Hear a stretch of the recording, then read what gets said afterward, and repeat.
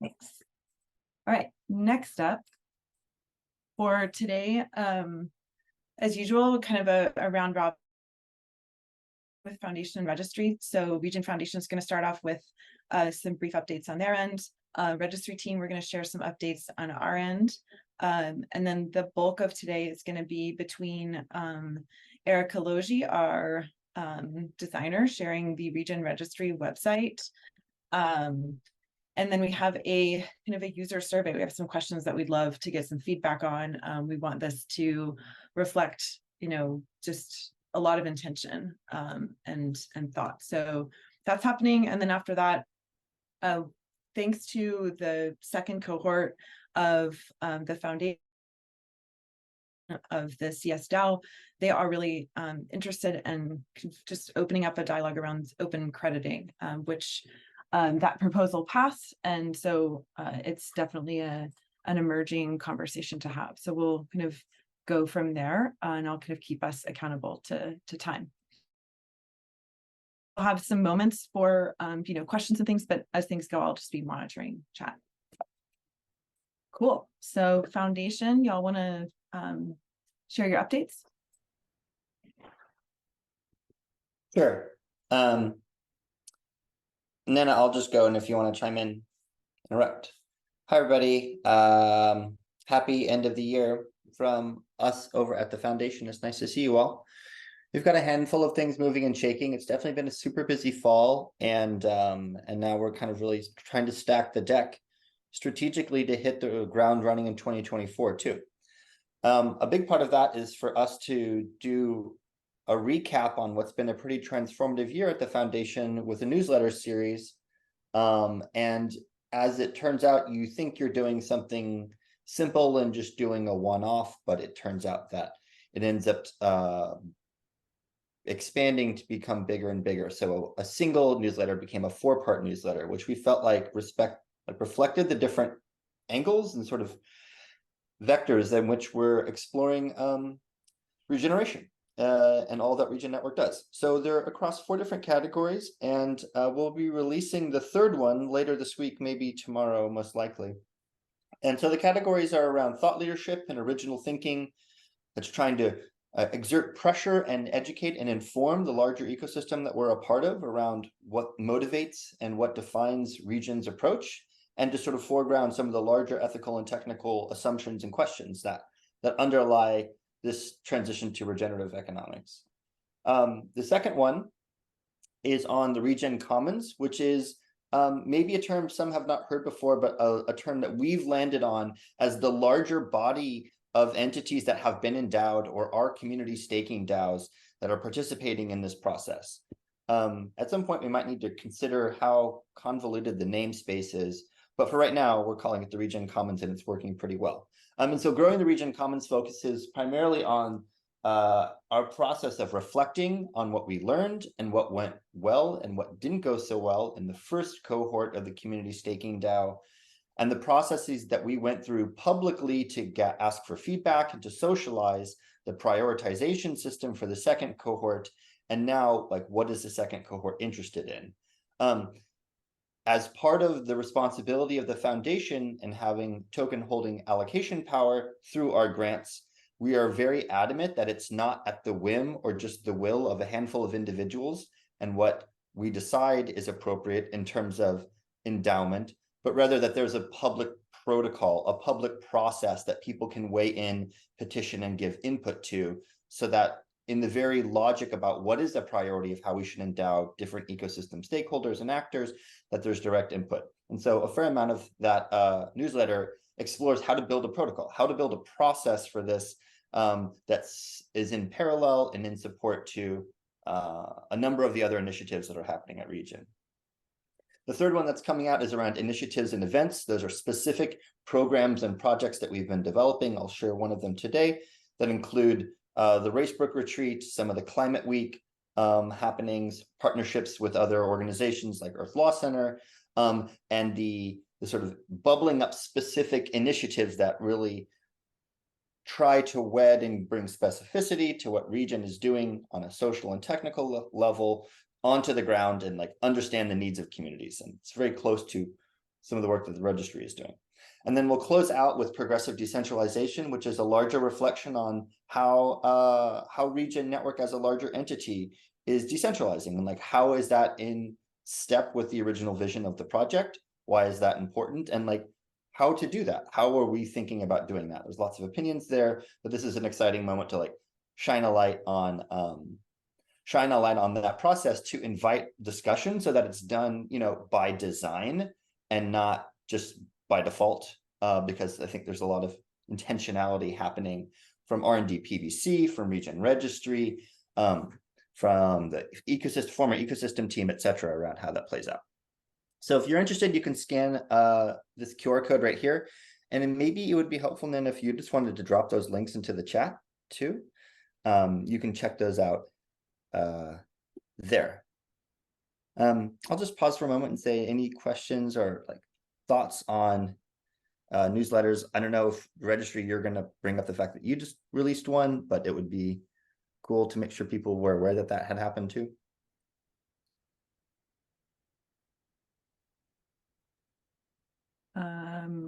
Well, Nana, pop in if you're there. Yes, we did. Send out a bi-monthly newsletter. They're pretty great and concise. And you can subscribe to those here. So we talk about anything from methodologies that are under development are coming up for public comment. We share about credits that are going and kind of other calls to action and updates. So it's meant to be something that works in kind of off months from the main Region Network newsletter, so that you don't get super bombarded. Yeah. Can we switch slides? Sure. When Region Digest. Yeah, totally. You can be a subscription service. I mean, just to say, we're a nonprofit. Oftentimes at the end of the year, nonprofits engage into fundraising rounds that can be, high intensity. There's a lot of them going on. This year, we were so busy with different things moving and shaking that we decided to not just exert one Zoom call, but to really give room and to try to give space. And we think this like multi-part Region Digest, Region newsletter format is a more calm way for people to absorb what has turned out to be a pretty high bandwidth year. So this, we're not doing some big, larger gathering. This is it. Yeah. So Region Digest coming 2024. This has been an active time in the community, particularly on the heels of some of the gatherings that have been happening this fall around Racebrook and Climate Week and other places where we're already actively in the process of incubating and socializing who's going to be part of the next cohort of the CS DAO. Over 2023, and then feel free to jump in, we have basically streamlined the endowment process to be as frictionless as possible, so that the real work that goes into it is around the kind of culture, around people assimilating and aligning in terms of what their North Star is. Like, what is the point here? And much less like, does the grant expenditure agreement or do the legal contracts hold any water, which they do. So at this point, we are able to move much faster, which is great. So we're already able to, basically we can move at the speed that we can accommodate the kind of community influx and not feel like that overwhelms the existing Region network. So we're already talking about cohort 3. And there's been so many different stakeholders and ecosystem actors over the long arc of Region's development to date that this cohort is less specifically around eco-credit origination, which was the focus of cohort 2, but more so on progressive decentralization and what tools, what ecosystem actors, what stakeholders have been already playing a major role for a long time and they deserve to have a light shined on them, or are doing the sort of vital plumbing infrastructure building to make DAOification of Region Network possible. So we'll be publishing before the end of the year an updated proposal of our prioritization around who, like, what is the selection criteria for cohort 3, and then we'll commence that more or less right at the beginning of the next year. So if you're interested in becoming a part of cohort 3, a lot of the folks on this call might be people who have been around in the community for some time. So absolutely reach out to Nana and myself. You can also like DM us directly in the chat if you're curious. Yeah, I also want to say that we have, like, the people that we have spoken to thus far that sound interesting in getting, being included for cohort 3, which is Ogalala, I think Sunflower Tech and EcoToken. These are the only 3 organizations we have been able to get in touch and book a call pretty on a quick turnaround and have the call. We are trying to reach out to the rest that people have nominated. Just to say that I will also drop the nomination like a Airtable form through which you can either nominate yourself or an organization that you think would really fit in this cohort, and I would reach out to them for a call soon, hopefully by the end of the year. So yeah. And Antonio Avocado, we see you. We should talk. Yeah. Cool. I think we have just 2 more slides and then we'll close up. You can go ahead, Becca. Hi, Tony. Maybe you can mute your mic unless you're trying to say something.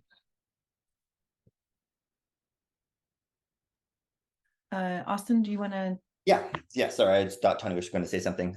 So this has been brewing for a long time, a partnership between the Regen Foundation and the Earth Law Center. We hosted an event in New York during Climate Week around this, around a working, not a PAPE, but a paper, tentatively called Autonomous Ecological Institutions. It's been in the works with Earth Law Center for maybe 2 years or so, and we're really close to producing a draft that's able to be circulated within a sort of smaller group of subject matter experts to try to test out this idea and its applications. And we want to do a series of workshops with different disciplinary experts on this larger premise and how it fits into Regen Network. So certainly Regen Network affiliates we want them involved, as also external stakeholders.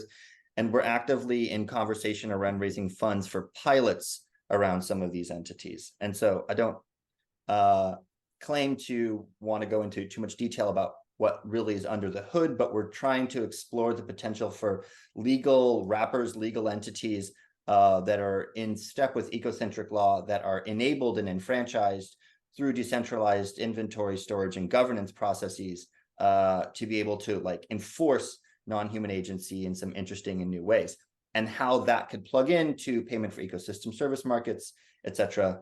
And if you know much about the work we do at the foundation, it's pretty visually oriented, because that's, we think, a really helpful way to get the ideas across. So if you're interested in learning more about that, that is also included in this week's newsletter. So keep a lookout for that if you want to stay in touch with us and be in conversation. Definitely been in touch with a lot of folks here. Shout out Tony Lai as well for that. So yeah, and then we'll close out with the next slide.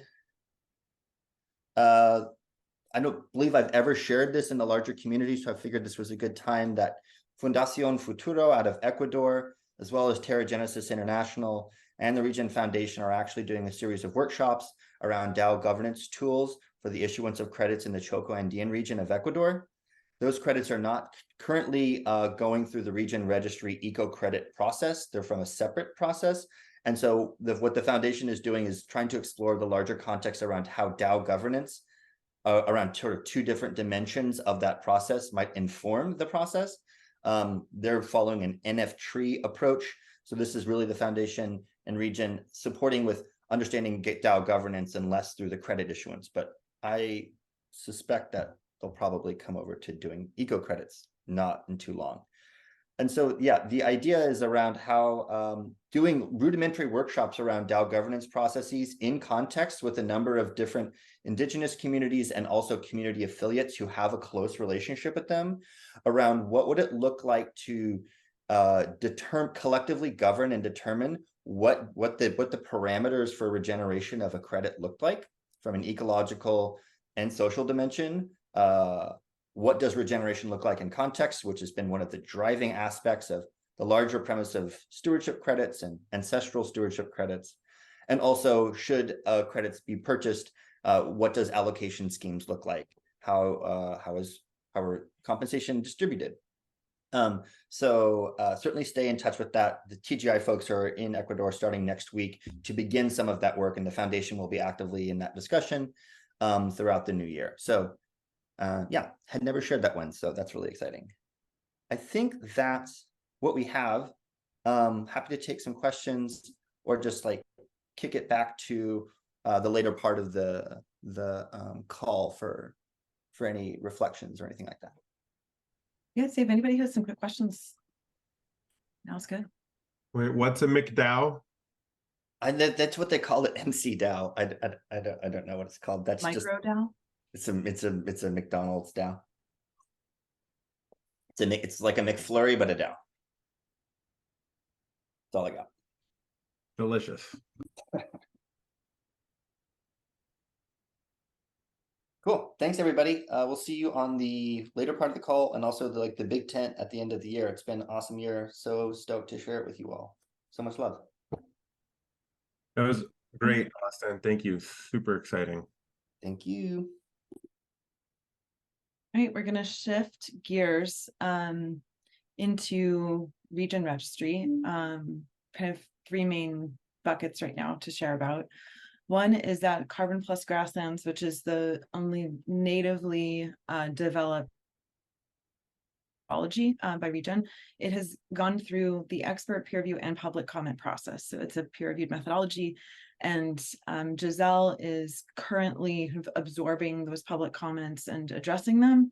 And then once that process has closed, then it will be as the next version of the methodology in the library. So right now, if you go into the methodology library, you'll find the previous version. I'll go ahead and link it out for anyone who's curious. But it's been a really interesting process because just I think we're marking on the expertise of all of those that submitted public comments and the experts that participated in the review process. I think that overall, there was just a lot of positive feedback around the strength of this methodology and the innovation involved in it. So really excited to basically offer that to developers to use, to take out and really test in some different ecosystems. So that is forthcoming. That'll be exciting to kind of tie a bow on. And second, around environmental stewardship, Ned, I'll pass to you for a minute if you want to share. We're right off the coattails of the stewardship call, so go for it. Yeah, so we had a great call just immediately before this, and Howard Charstein from Culshan Carbon Trust gave a great update of KCT version 2. That recording will be announced or sent around to the distribution list tomorrow. So if anybody is interested, you should be able to see the video tomorrow. Something else I wanted to mention is that we are working on a series of 3 blogs on Medium. We posted the first one last week on the Environmental Stewardship Initiative. The second one should be out next week, and that's going to be on the sheep grazing methodology that we partnered with Fibershed on. And then the third one is going to be focused more on how we're thinking about the demand side. And that one's going to take a while. So I'm not expecting that out probably until February or something like that. But there's still a lot of people I want to talk to, and we just need to have more conversations and figure out kind of where we're going in that direction. But it is something that's extremely important. It's something that we're putting a lot more effort into. I think we've got the supply side of environmental stewardship pretty much underway. That's just building up momentum like crazy. We just need to figure out markets and things like that. So that's where a lot of our energy is going to be going in 2024. Sweet, Ned, thanks. And for folks that want to share thoughts, ideas, questions that they have about particularly the because we're just putting a lot of thought into that, as Ned's saying, feel free to jump into the Environmental Stewardship Hilo group and share those questions or articles or ideas. This is very much a brainstorming moment, and that's the place to do it in. And you can even tag Ned, tag other regen folks in the process. Thanks, Ned. Cool. And then what's super crazy is that at the end of the year, we have a lot of credits that we're really kind of pushing out. And Howard's here from Culshan Carbon Trust, and the biochar carbon credits that going to be releasing. So we're working on final stages with that project. Really exciting to see that come to fruition. We also are working on some beta credits with a few different collaborators.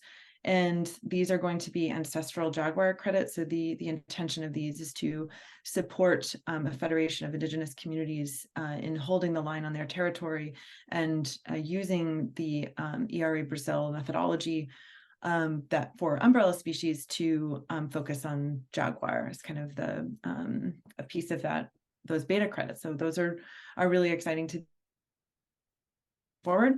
And the third is from Ecometric and their methodology for regenerative ag, cropping and grassland systems. They have some carbon credits that are coming out as well. We're pushing through the last steps in that process and really learning a lot about how to more broadly about that process of credit issuance and all the steps that are involved. So a big thanks to everybody who's working alongside us.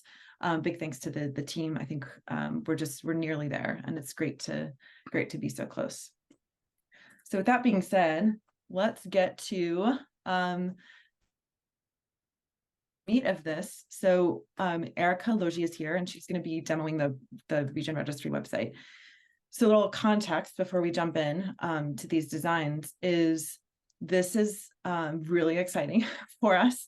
We have long needed a kind of dedicated website to tell our story and to share our values and what we're doing, talk about our process, allow people to engage more clearly and effectively with us. So iterations leading up to this have been a built on Regen gallery of projects in Notion. There's been kind of a Notion registry homepage. So we've really been doing a lot to help understand, to help like build out what a website should contain for Regen Registry. But we want to be able to show this to you all as our users and our partners to get your and input as well. So we've been looking a lot at this. Erica's been working super hard on this, but the point of this is to really share it out with you. So after the demo, I'm going to link out a feedback survey just to do like during the call today and to share some feedback. And I'll probably also be sharing it after the fact as well. So with that, I will stop sharing my screen. I will pass it to Erica. Thanks, Becca. From there, yeah, go for it. Okay, let me just find the right window. Oh, it says host disabled, participant screen sharing. Coming, hang on.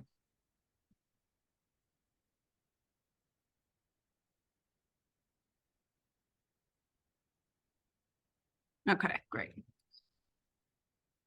Cool. Yeah, so like Becca said, this is going to be our first real Regen Registry website, which is super exciting. And we got a lot of feedback about this already. I did some user interviews over the summer with various partners, including Howard, who's on this call. And they gave us a lot of great feedback about the kind of information that would be useful. So yeah, so this is the homepage of the site where we have just like basic information. So, you know, what we do in this section, a little bit about our value proposition, some information about our technology. So like what our stack looks like and where Regen Registry fits into that stack. Some of our credit classes, so just like a sampling of our credit classes, and then you can click this button to view all of the credit classes. The ability to sign up for our newsletter. This is a module about all our different credit types, and this will be something that we imagine will expand over time. Then we have some featured projects. So if you click this button, then you'll be able to see all of the Regen Registry projects on the marketplace.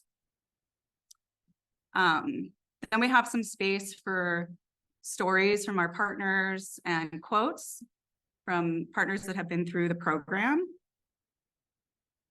And then just some blog posts at the bottom here.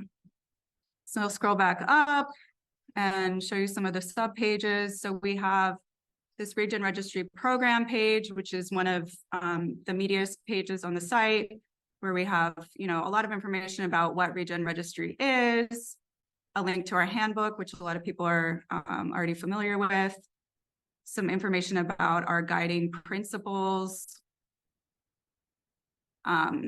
also a link to our program guide, which is another one of our important resources, and just some basic information about rules and requirements. This section, not all this content is finished, but the idea is that we have a list of all of the services that we provide alongside, and you can click on those and learn more about those services. Then we have a section about governance and kind of our ethos on governance, and a sampling of some of our methodologies here at the bottom. And this button will click over to the full methodology library. Okay, so then we also have this process page.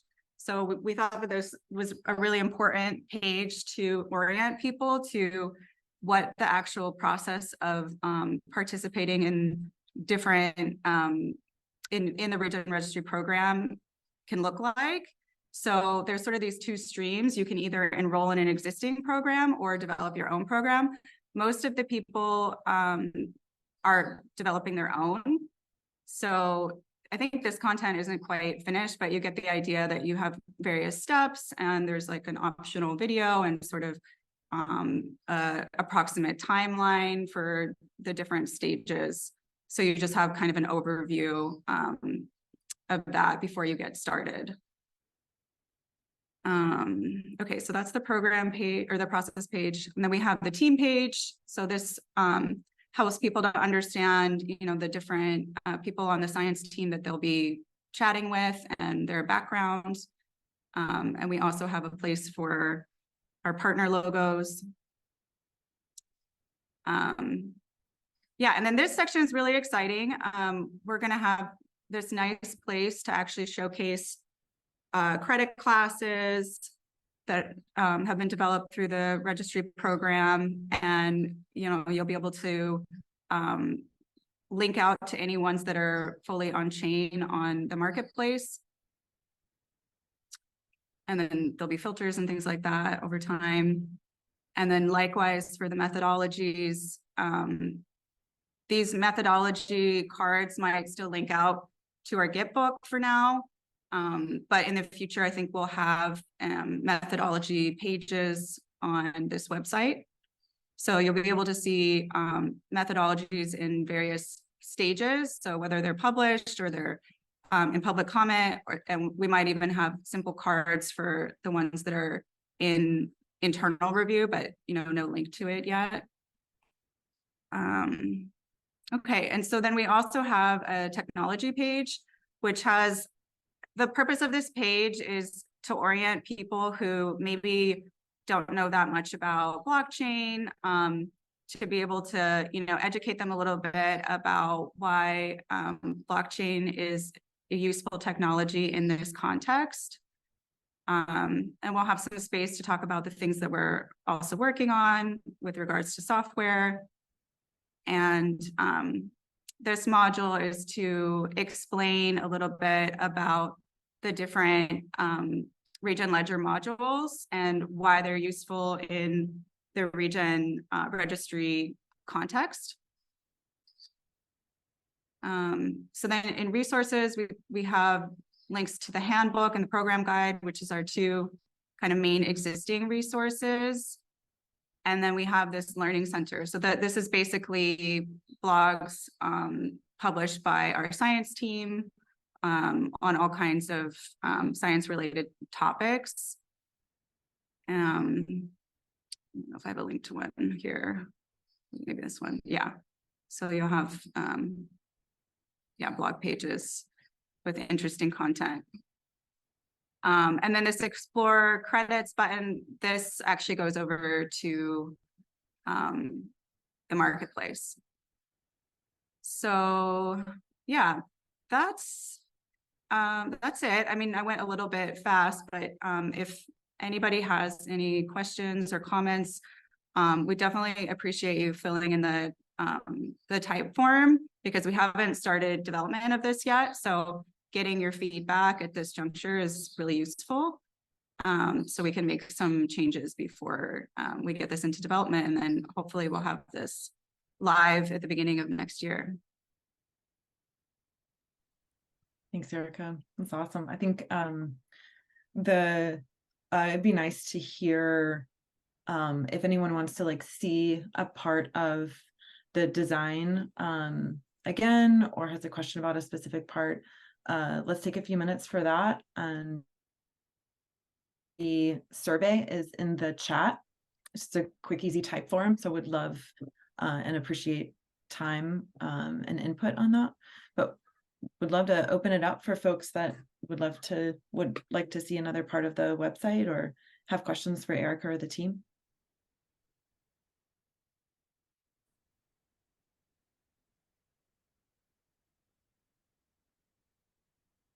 Especially something that as we were going through this process, we're trying to be very careful with the language that we're using and being clear and consistent, and not overstate. So if there are things that you saw that you found confusing, terms that you found confusing, things like that, that's really helpful to know. If part of the flow did not make as much sense, yeah, would love to hear. I have a question. This is Paul. You maybe go back to that page that was proposing the two paths, choose one of using an existing program. I'm curious. I think like this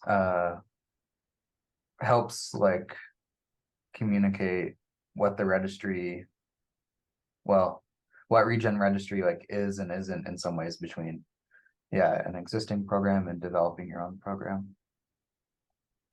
I have a positive sentiment towards this. I was just wanting to see it again. Oh, great. Awesome. Thanks for the feedback. Paul, do you think that makes sense for somebody coming in if they're trying to kind of explore those two routes?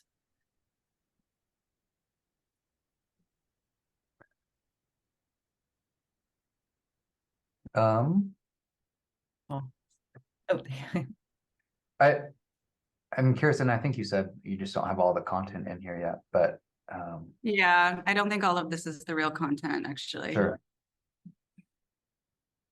But I like the like approximately timelines in there. I think roughly those seem right. I have a question, kind of comment. I mean, if that's okay. This is super exciting, and it's really like there's a ton of complexity that I think you've like really elegantly presented in an uncluttered, sort of clear way. So kudos. Like, I guess my kind of like I'm not sure if it's a question or a comment. But I think it's easy to assume that purchasers will go to the marketplace and originators would go to the registry website. And I'm wondering, in the process of educating buyers or discovering who buyers are, how this registry website can interface with potential purchasers too. That like, you know, or like how do we keep in mind that people who are interested in purchasing credits might want to participate in the development of the credit before it's being issued as a credit.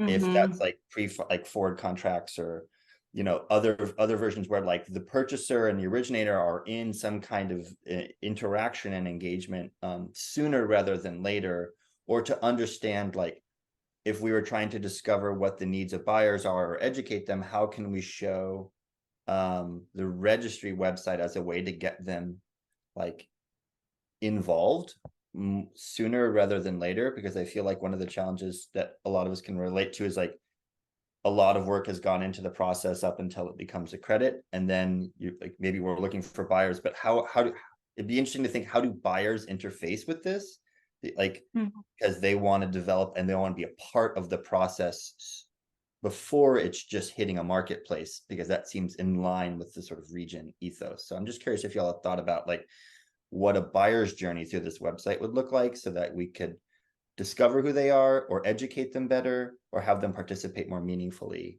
before this.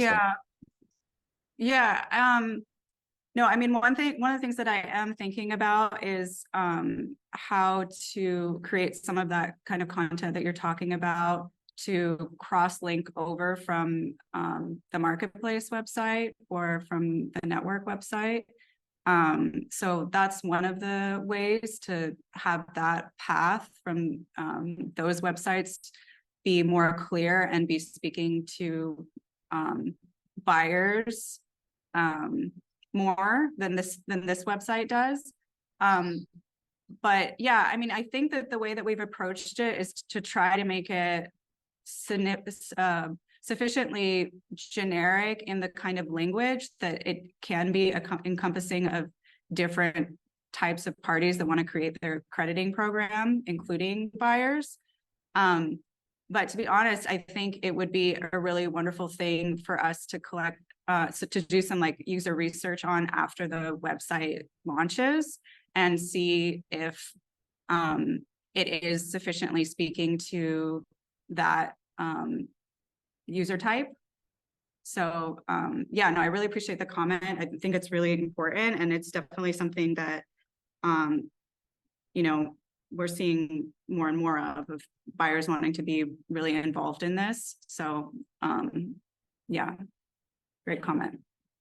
Yeah, On that fantastic note, work. On that note, Erica, could you go to the credit class page? Because I feel like it's kind of connected to Austin's comment.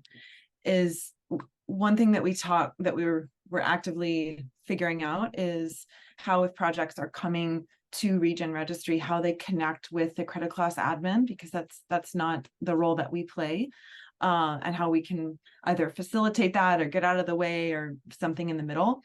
So I think this begs the question of like, how do projects engage, and then how do buyers engage? And should that, be complementary somehow? Should that go through the credit class administrator?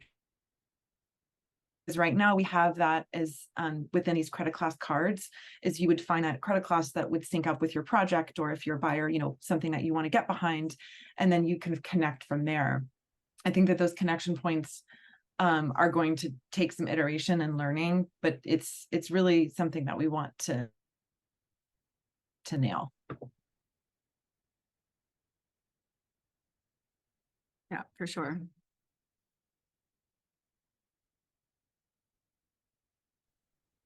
Okay, cool. Well, I will stop sharing then. Thank you guys. If any other folks have questions or comments, please include them. There's a spot in the last question in the survey for anything else, so feel free to pop those in there or in chat. Just definitely appreciate people's eyes and expertise on things like that. So thank you, Erica. And with that, I'm going to pass the baton over to the Region Foundation crew again. They wanted to, they have invited kind of cohort 2 folks and around the emerging conversation of open crediting and kind of what that entails, what current questions are surfacing. So Nena and Austin, I'll leave it to you. Thank you. I see some folks present here. Thank you for everybody that was able to come. I must say that it has been challenging. Like, I want to start by first saying a remark that it has been challenging for some of the Region Commons partners to come to this call because of the timing. It is in a bit like late CET and super late IST timing. So maybe if you're reviewing what we want to do for next year, maybe like a thing that I would like to suggest is moving this up a bit earlier so that we can accommodate more time zones. We have found that the time between like 4 to 5:30 to be a pretty cushy time zone for like a time like 4 to 5:30 CET, which is around 10 a.m. EST, to be a really cushy time zone for a lot of folks to join. And that's just a recommendation, but yeah, we can, it would be nice to move this earlier so that more people can eventually join. With that remark, the last cohort call that we had, there was some pretty interesting conversations coming up around the implementation of open crediting. And I think with that, I would pass the baton back to anybody from the cohort that is here that would like to open this conversation and start the dialogue. Anybody that feels Maybe I'll just inclined. say there's a bunch here. That's awesome. So Brian from Foundation for Regeneration, thanks for coming. Ishmael from EcoNavi, thanks for coming. I saw Soto from Earthist DAO, thanks for coming. And then Timo for sure, and Antonio also been building in this space for a long time, so would love, and Howard too, would love y'all's feedback. I don't have this is an extremely well attended conversation, so that's awesome. I'm happy to let it bleed over, but maybe we'll pass the baton to Brian to start because your camera's on. Sure. I'm going to in the sort of spirit of time, I can say a few sentences, but I have a recording of the last presentation I did from last week that was to the cohort, and we have a discussion out on Hilo, and essentially we've been trying to create climate action credits in cities that fund climate action plans. And so we want to do that on Regen Network, and we've written a white paper. There's a lot of information on there. We have buyers.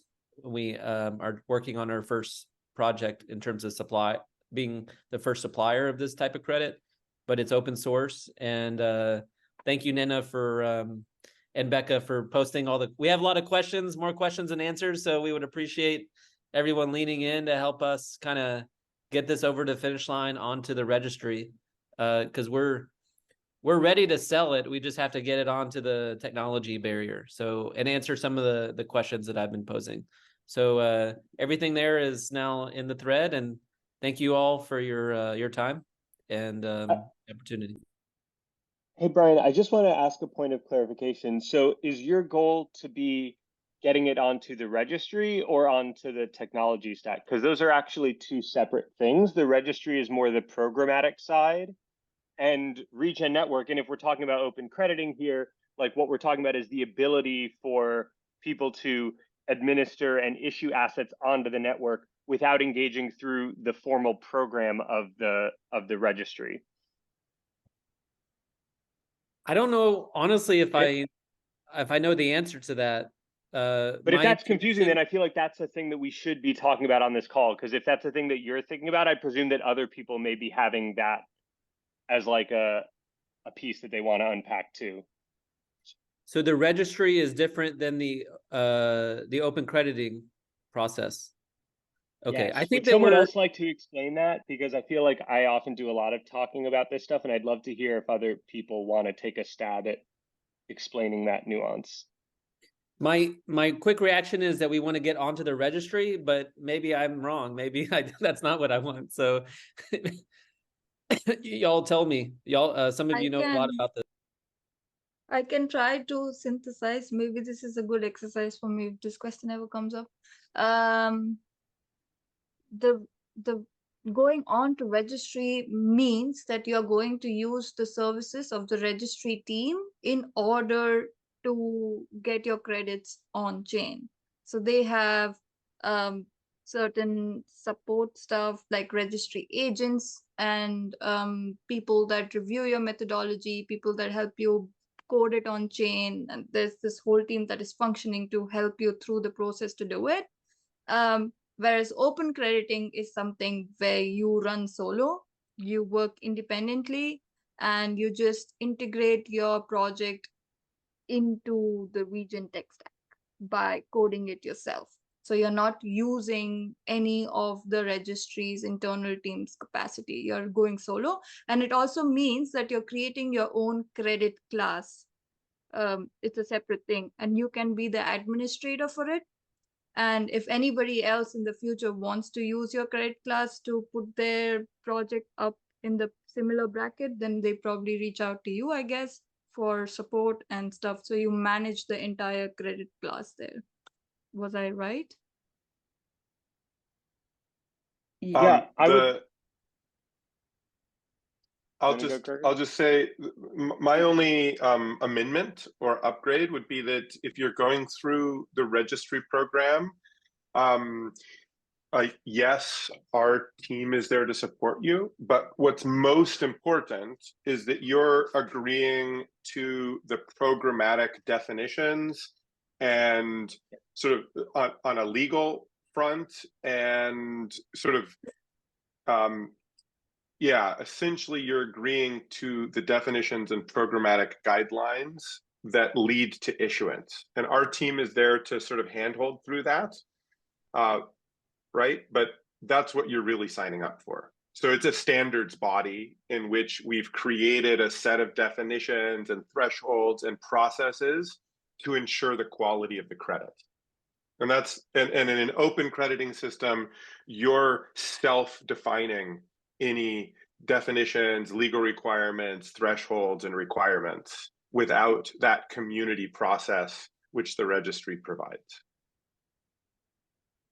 Thank you. That's helpful. And I just I wanted also- to mention that either way, you're still getting on the technology stack. So you either do it on your own or you do it through the registry.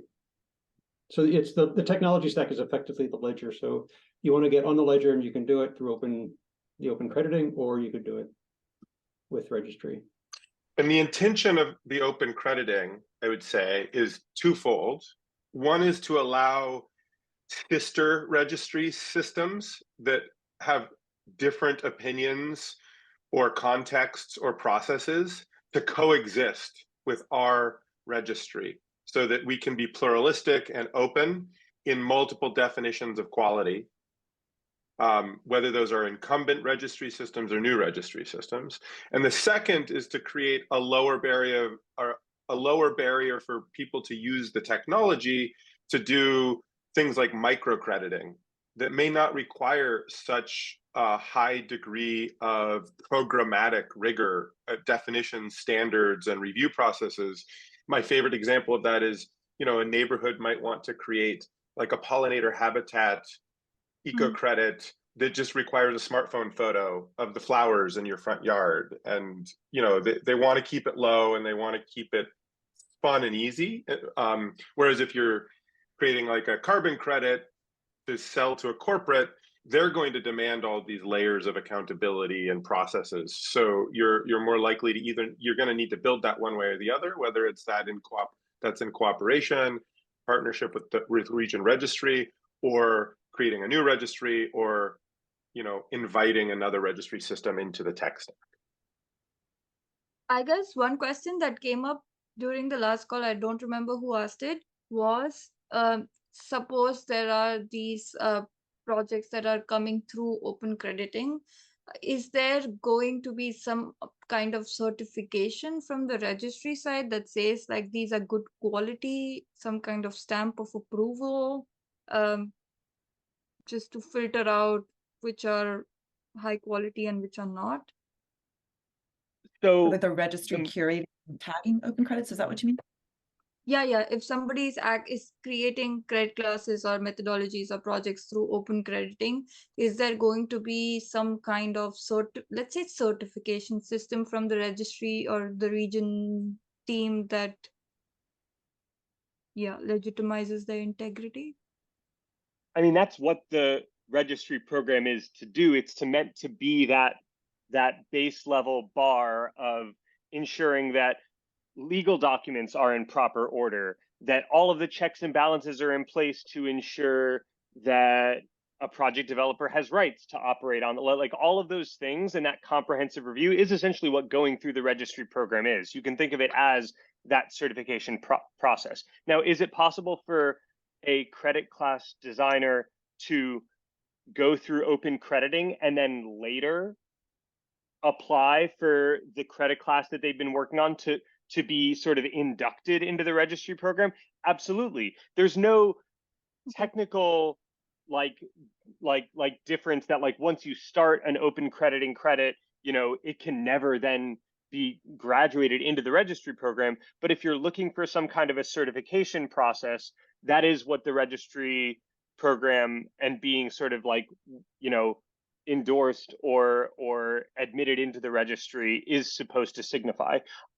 We are wanting to, as R&D, you know, with our like product and dev team, be able to build in curation features so that Regen Registry isn't the only organization that can give such signals of integrity, but that other rating agencies can give signals of integrity, and it's more of an open system. But that, you know, those kinds of things just take time to build.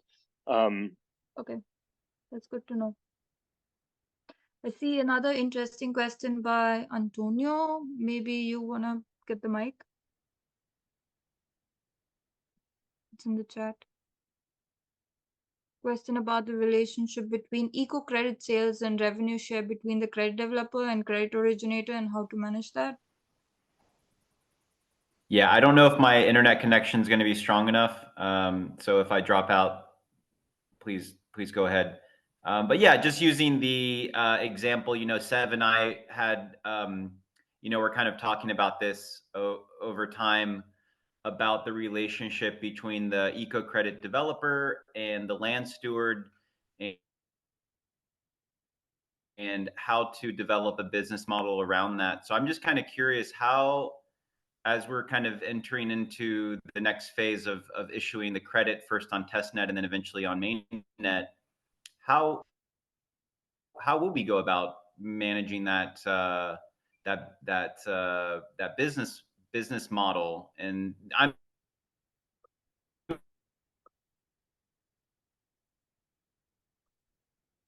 just more curious for myself, just how to curious to get maybe some more opinion of credit developer or the methodology developer and the land steward, and what has traditionally been the relationship, or are there new relationships that are made possible through the Regen Registry? Yeah, I'll take a crack at this. So traditionally, it is not uncommon that less than 20% of the gross payment for a nature-based or land-based carbon credit gets to the land steward.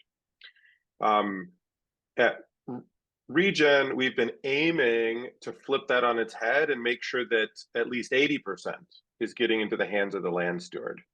Now, to be honest, that has us bumping up against, you know, revenue and business model challenges that are significant. And a data point is that the ICVCM sort of best practice, I believe it's the new ICVCM kind of crediting standard states that for land-based crediting, they would consider high integrity to be a 60-40 split, so that the land steward is receiving 60%, and the groups that are responsible for supporting the crediting, which includes this sort of credit originator or project developer, any secondary verification agencies, and any registry services, would not take more than 40%. So again, we've been aiming to keep that more at like a 20% level, but we've frankly been bumping up against business model challenges that we're sort of assessing. And that recent, it was only like a month ago, I think, or 2 months ago, that this came out, sort of ICVCM guidance around the 60-40 split kind of gives us as a community a little bit of an external heuristic to be thinking about in terms of the amount of money that should be flowing to the land steward, and the relationship with the project developer and the various verifying entities. Hopefully that's helpful.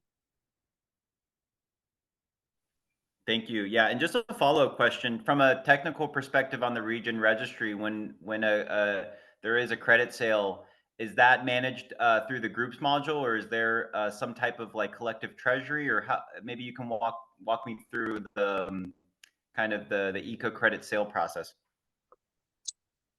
Well, I think unfortunately, I'm gonna have to hop, and we're hitting up against the top of the hour, probably for many people. This is a fantastic conversation, and it's been coming up in a couple of different ways. So my suggestion is that we actually plan kind of eco crediting 101 from, methodology development to sales kind of workshop series or something, and we can dig in and we can share what we've learned. We can bring in some experts, and we can kind of like get this information to you and to others, and kind of develop a little bit of a knowledge sharing community.